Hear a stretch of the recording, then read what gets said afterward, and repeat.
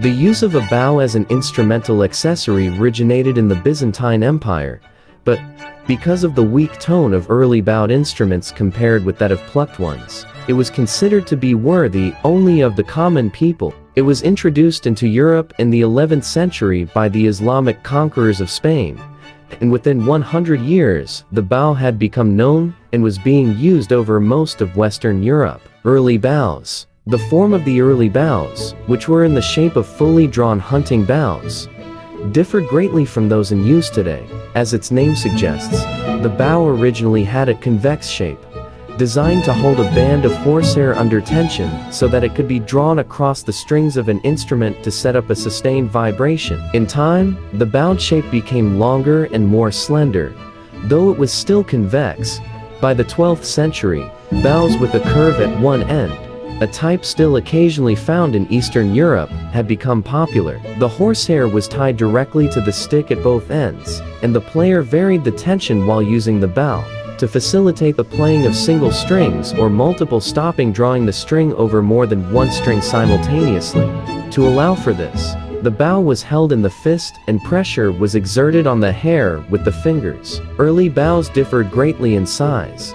They could be as small as 20 cm 8 in. In the 16th century, the violin was becoming a popular instrument for dance music, and short bows of about 35 cm 14 in were adequate for this purpose. Concert bows were substantially longer, and some were more than twice the size of the instrument being played.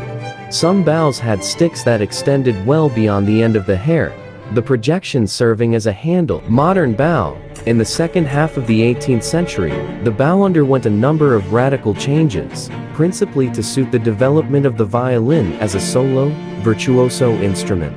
The new designs were the work of François Torte 1747-1835 and Wilhelm Kramer 1745-99. Kramer designed a concave bow, which quickly led to the abandonment of the convex version. Torte widened the ribbon of hair to about 1 cm half in, composed of 150 to 200 strands cut from white horses' tails. He attached this to a strong, movable frog, so that the tension on the hair could be adjusted and set at the beginning of the performance. The bow could now be held lightly with the fingertips, instead of being grasped firmly in the whole hand. This allowed much greater flexibility and delicacy of playing style, which facilitated the rise of the great 18th and 19th century violin virtuosi. Torte also fixed the length of the violin bow at about 75 cm 30 in, and the playing hair at about 65 cm 25 in. To make the stick, he chose red Brazilian Pernambuco wood for its combination of strength and lightness.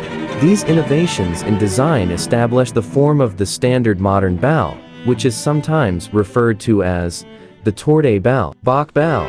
The Bach bow was created by Knud Vestergaard of Viby, Denmark, to play the Bach solo violin sonatas precisely as written, and is associated with the violinist Tel knee. The bow has a very high arch, with as much as 10 cm or 4 cm e, separating the bow stick and the hair at the highest point. When playing on individual strings, the bow hair can be tightened by a lever worked by the thumb. By loosening the hair, the player is able to encompass all the strings, and thus sustain multiple stops continuously. The creation, however, succeeds in playing Bach's music only as imagined by the bow's 20th century inventor, not as Bach intended or heard it. Thank you for watching. If you enjoyed this video, don't forget like, comment, share, and subscribe for more music history.